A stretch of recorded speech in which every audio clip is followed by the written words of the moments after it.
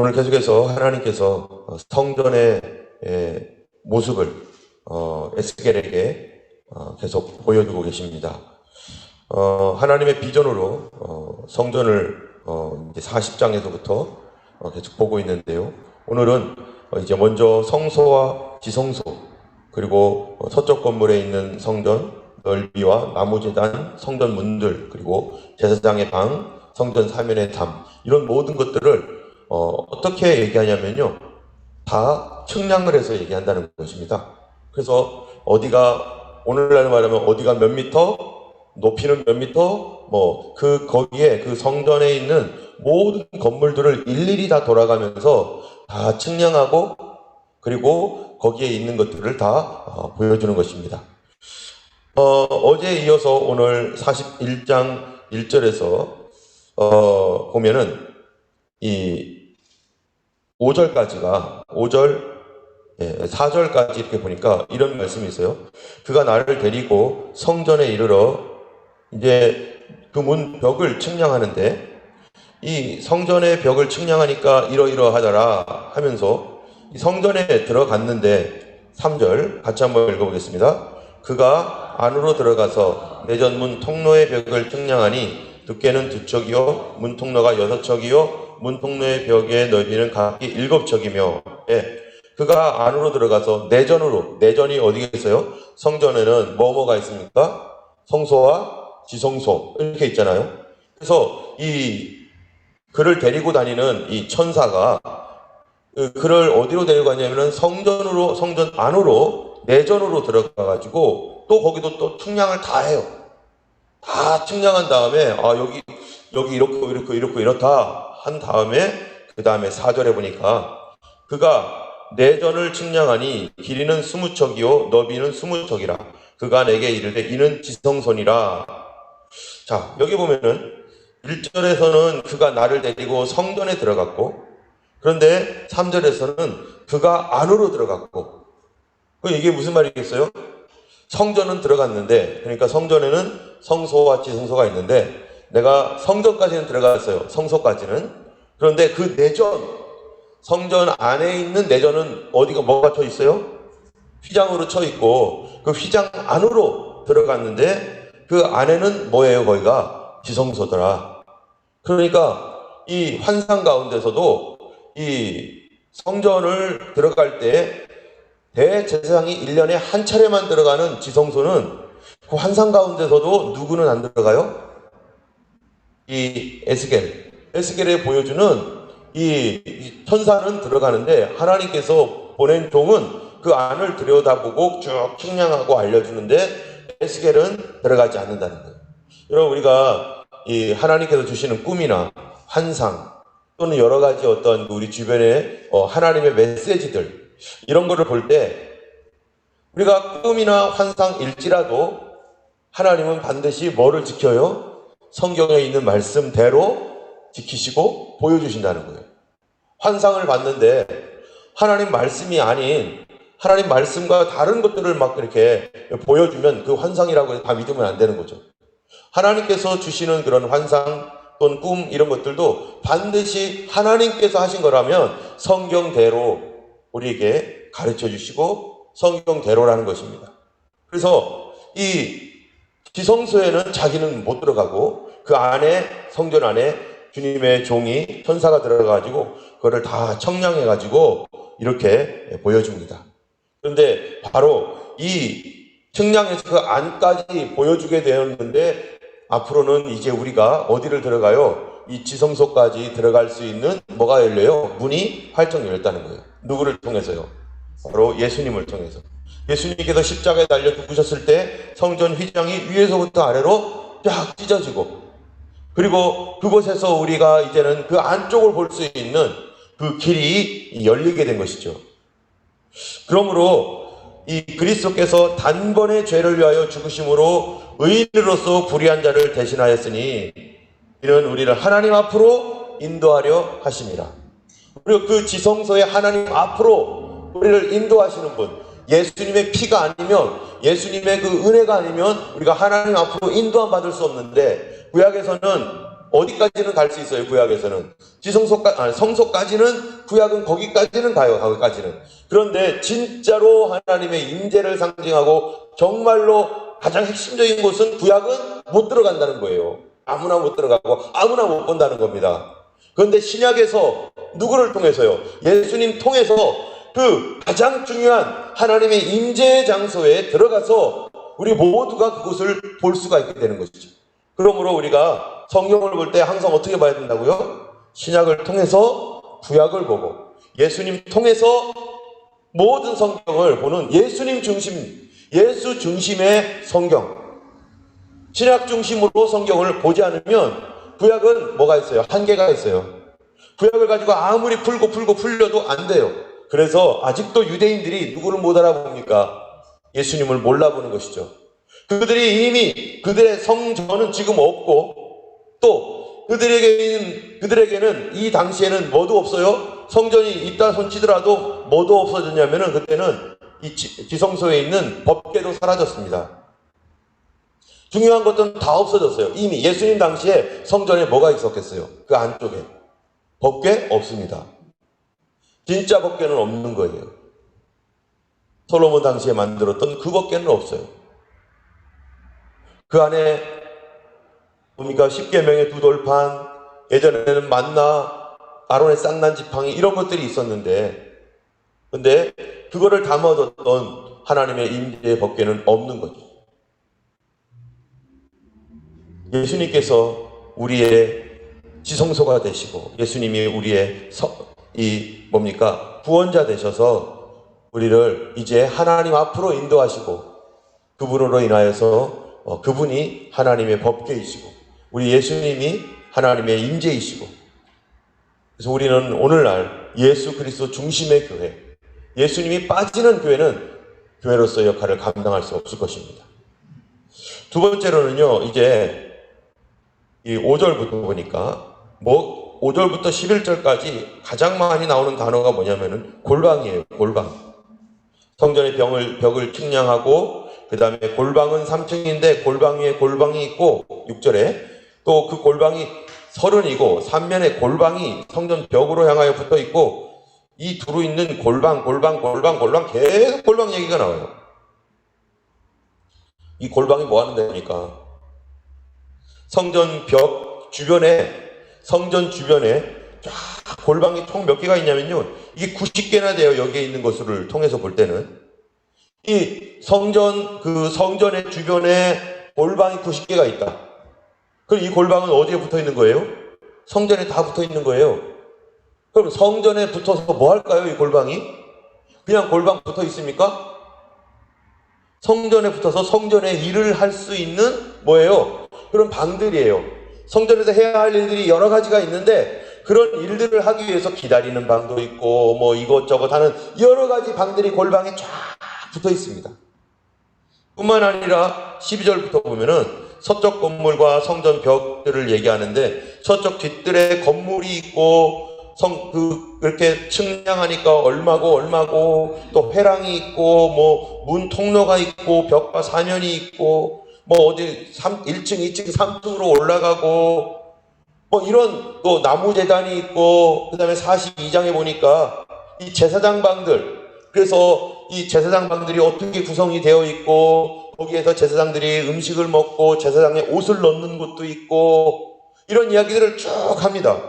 아니 이게 우리가 봐도 이게 도대체 뭔 소리 하는지 지금 그냥 따라다니면서 읽기는 하는데 이게 뭐가 어떻게 되는지 뭐 읽고 막 그냥 측량하고 막 몇 척이고 이런 얘기들이 쫙 나와요. 아니 성전만 쫙 자세하게 보여주면 되지 왜 성전 바깥에서 있는 그러한 그 여러 가지 부속 건물들 그리고 거기에 딸려있는 방들 이런 거는 왜 보여주는 거예요? 그것이 뭐길래? 우리가 어제도 말씀드렸지만 이 성전은 누구를 얘기하는 겁니까? 예수 그리스도가 성전이세요. 그러면은 예수 그리스도가 성전이시면 그 몸에 붙어 있는 거는 뭐라는 거예요?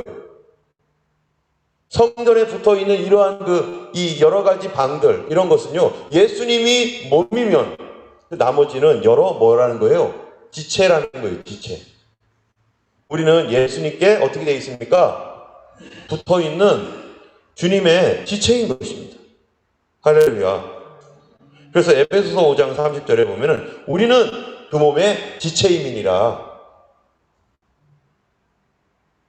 이 고린도전서에서도 보면은 고린도전서 12장 27절 너희는 그리스도의 몸이요 각 지체의 부분이라.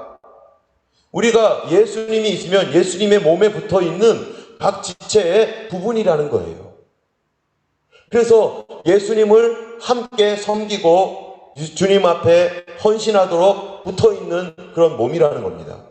그래서 이 몸들이 서로 다 주님을 섬기는 몸으로 연결되어 있는데, 그래서 성경에서는 우리 몸은 어떻게 하라는 거예요? 주님이 거룩하시니까 우리도 그를 섬기는 우리의 몸도 거룩해야 되는 거죠. 우리 어제 청년부 모임 가운데 그 말씀이 그 뭐였냐면은, 만약 너희 손이 범죄하면 손을 어떻게 하라고요? 찍어버려라. 너희 눈이 범죄하면 너희 눈을 빼버려라.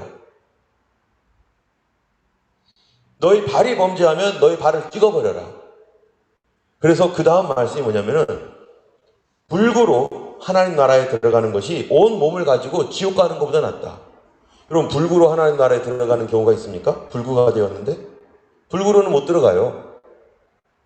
불구가 가는 법이 없죠. 우리 몸을 찍었는데 어떻게 찍어서 잘라버린 몸 가지고 들어가겠습니까? 무슨 말입니까? 몸을 자르라는 게 아니라 어디를 잘라야 돼요? 그런 마음을 자르라는 거죠. 마음을 찍어내고 그러한 손, 발, 눈. 근데 그 바로 전 구절이 무슨 말인가?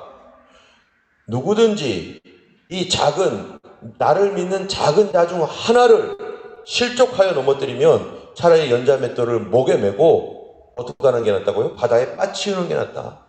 그러면서 나오는 말이, 너의 손이 범죄하면 그 손을 찍어버려라. 여러분, 이 말씀이 이렇게 연결되어 있는 말씀은 뭡니까? 우리가 예수님께로 다 부름을 받습니다. 여기는 죄인들이 다 부름 받죠. 우리가 아까 봤던 찬양처럼 예수님처럼, 예수님 옆에 있었던 강도처럼 강도 같은 인간이 부름 받아요. 살인자가 부름 받고, 정말로 온갖 과거에 못된 짓을 했던 사람들이 이렇게 부름을 받아요. 부름 받아서 그가 누가 되는 거예요? 점점 거룩한 하나님의 사람, 예수 그리스도의 몸, 그가 지체가 되어가는 일에 부름을 받았어요. 그런데 처음 올 때는 어때요? 믿음이 약한 소자예요. 이제 예수 막 믿기로 한 어린 사람이에요. 오랜 동안 교회를 다녔어도 변화되지 않은 상태로 있는 불신자와 같은 거듭나지 못한 영혼들이에요. 그런데 그런 사람들을 볼 때 어떻게 하라고요? 우리 믿는 사람들이 너 왜 저래? 해가지고 이 손으로 어떻게 한다고요? 밀어버리고, 이 발로 잘못된 대로 끌고 다니고, 이 눈으로 째려보고, 음란한 마음을 품고, 이 눈으로 악한 눈을 가지고 있으면, 그래서 그것 때문에 그 사람이 넘어졌다. 이제 좀 예수 믿으려고, 나 좀 예수 믿어야겠다. 이제 나도 옛날에 더러운 삶을 버리고, 이 예수님 옆에 있던 강도, 십자가에 달려있는 강도에게 예수님이 함께 달리면서, 너 강도잖아, 너는 네 죄 벌 받는 거 마땅해 하면서 강도라고 치부하고 내버려두면 그 사람 어떻게 되겠어요?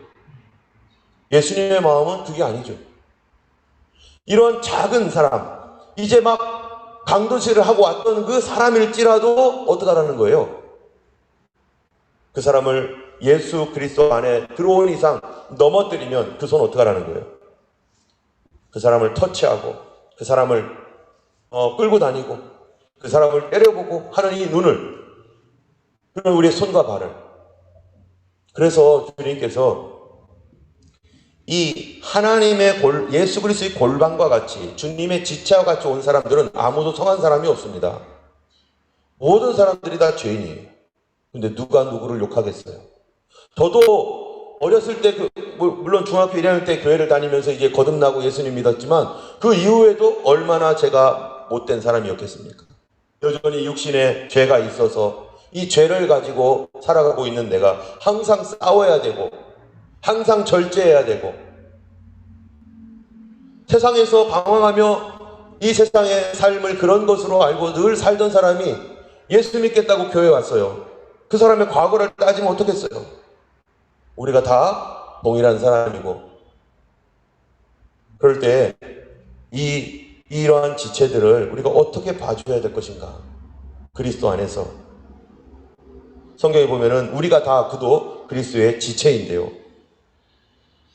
로마서 12장 4절에 보면은 우리가 한 몸에 많은 지체를 가졌으나 모든 지체가 같은 직분을 가진 것이 아니니 이제 지체는 많으나 몸은 하나이니 그 몸 가운데 분쟁이 없고 오직 여러 지체가 서로 같이 하여 돌보게 하셨으니. 어떻게 해야 된다는 거예요? 이 방들이 있는데 서로 방들끼리 싸우고 비난하고 서로 방들끼리 그냥 치고받고 이러면은 그리스도의 몸이 뭐가 된다는 겁니까? 분쟁하는 것이 되는 거죠. 우리 몸에 이 서로 장기들이 서로 싸우면 어떻게 되겠어요? 골마 터져가지고 그냥 죽는 거예요.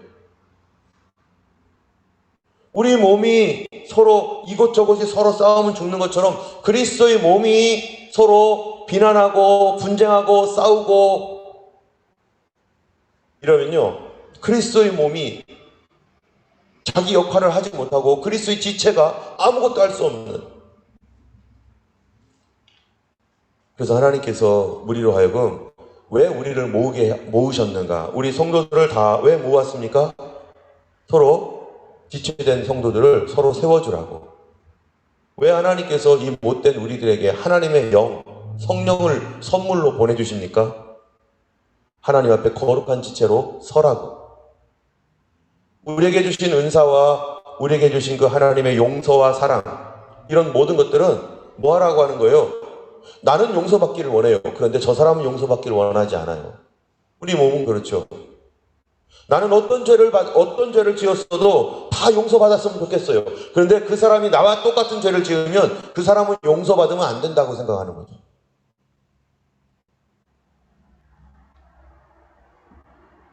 많은 사람들이 자기는 더 큰 범죄함에 있었음에도 불구하고 자기보다 덜한 사람들을 볼 때 그 부분에 대하여 용서치 않는 마음으로 하면 주님이 어떻게 보겠어요?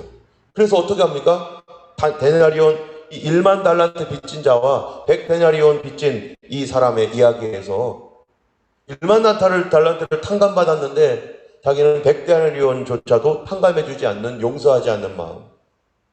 이 마음이 결국 어떻게 만들었어요? 자기 자신을 다시 감옥에 집어넣게, 다시 자기를 옛생활로 돌아가도록, 다시 긍휼 없는 삶으로 돌아가도록.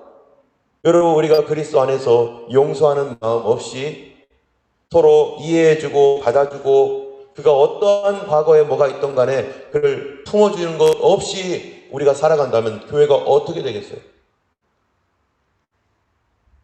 그 자신도 다시 옛생활로 돌아갈 수밖에 없는데 왜 그렇습니까? 우리가 그리스도의 거룩한 성령 안에 있지 아니하고 누구 안에 있기 때문에 그래요? 악한 영의 인도함 가운데 있기 때문에 그렇죠. 인도도 아니죠, 이거는. 때문에 에스겔서에서 앞으로 이 성전에 대한 있지도 않는 성전, 없는 성전에 대해서 쭉 이렇게 골방 얘기하고 이런 얘기들을 쫙 하는 것이 바로 이것이 주님께 붙어있는 여러 지체들. 근데 그 지체들에 대하여 말할 때 뭐라고 말하면 다 측량해서 말해요. 여기 몇 미터, 이건 몇 미터, 이건 몇 미터. 그 얘기는 뭡니까? 주님의 계획 가운데 그 사람이 여기에 있다. 주님의 계획 가운데 이 골방은, 이런 방들은 다 주님이 계획해놓은 방이다. 다 쓰임이 있고 다 쓸모가 있는 방이다.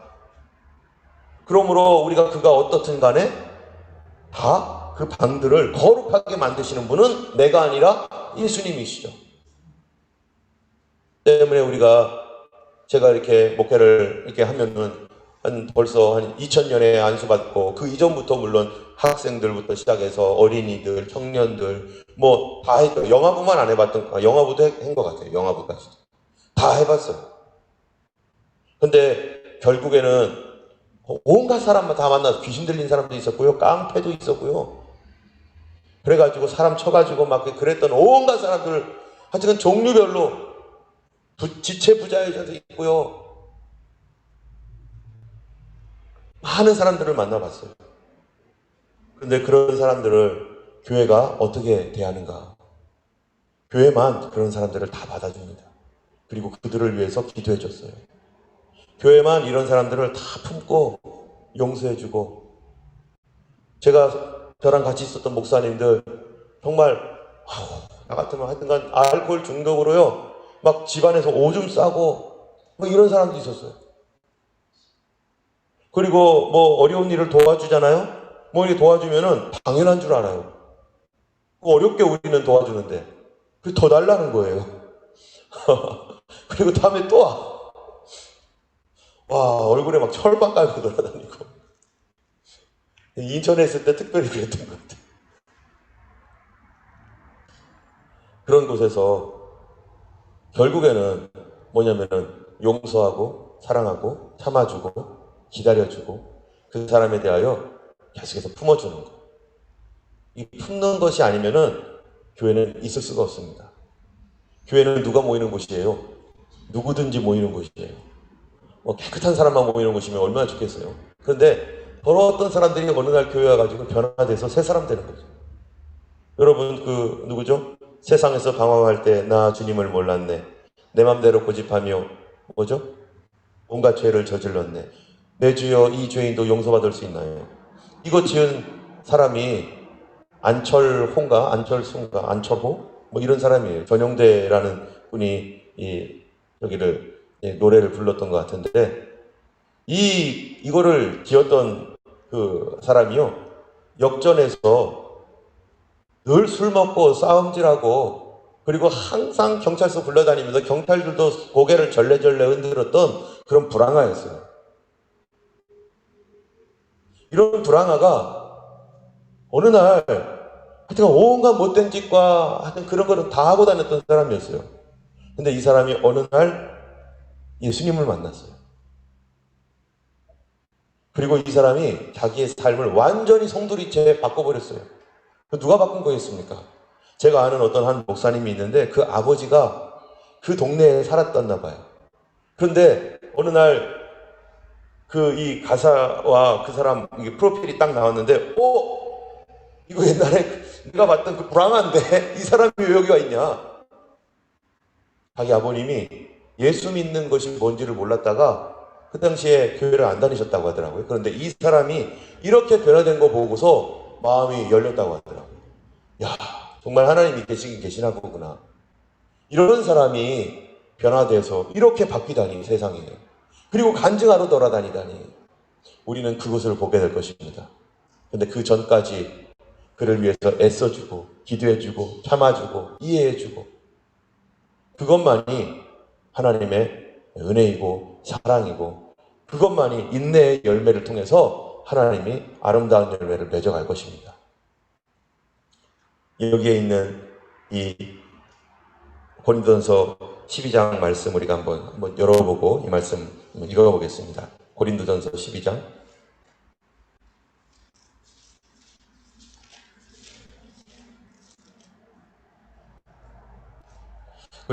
고린도전서 12장은요 이게 우리 지체에 관한 그런 말씀입니다.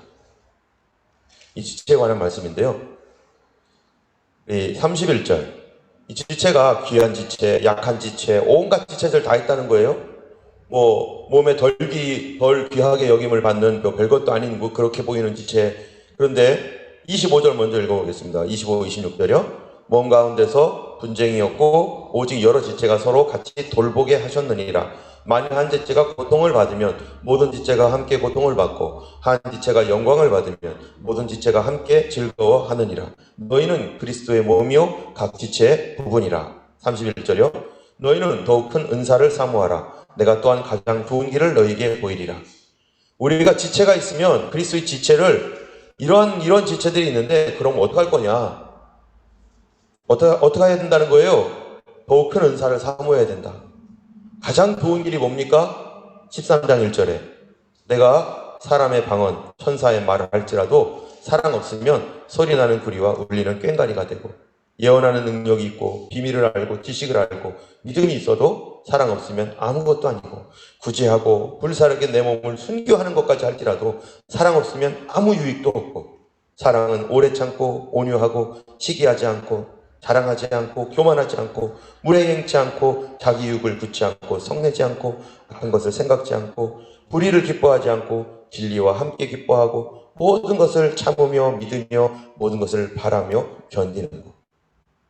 예수님이 이렇게 하지 않았으면 우리는 지금 여기 있을 수 없습니다. 우리들도 저도 우리 부모님의 그 극진한 사랑을 받지 않았으면 여기 어떻게 있겠어요? 영적으로도 우리가 서로가 서로를 돌봐주고 지체된 한 분 한 분을 그리스도 안에서 품어주고 이해해주고 용서해주고 참아주는 것, 그것이 바로 예수 그리스도의 지체된 우리들의 삶인 줄 압니다. 주님께서 말씀하신 대로 소자 하나라도 넘어지게 되면 차라리 연자맷돌을 목에 메우고 바다에 빠지는 것이 낫다 할 정도로 우리 주님께서 누구를 가장 귀하게 여겨요? 주를 믿는 소자, 작은 자 한 사람을 하나님이 귀중하게 여기고 그가 얼마나 소중하게 여기는지 우리 가정에서 아이가 가장 중요한 것처럼 그렇게 그 사람을 더욱 관심 있게 보신다는 겁니다. 오늘 우리가 하루 살면서 정말로 우리 주변에, 내 주변에 누가 약한 사람인가? 누가 믿음이 흔들거리고 누가 흔들리고 있는 사람인가? 누가 사람들에게 비난을 받고 누가 못되다고 비평을 받으면서 누가 그렇게 하고 있는가? 그 사람이 바로 넘어질 수 있는 사람이에요. 그 사람이 바로 우리가 돌봐줘야 되고 더 기도해 줘야 될 그런 영혼인 줄 압니다. 이 시간 주님 앞에서 우리 269장 다시 한번 이 찬양 부르며 나도 강도 같은 사람이었습니다. 그 참혹한 십자가에 달리신 예수님 때문에 우리도 참으로 멀쩡하게 되었습니다. 아버지 하나님, 우리를 긍휼히 여겨주시고 우리 안에 예수님의 사랑으로 다시 충만하게 채워주시도록 우리 함께 기도하기 원합니다.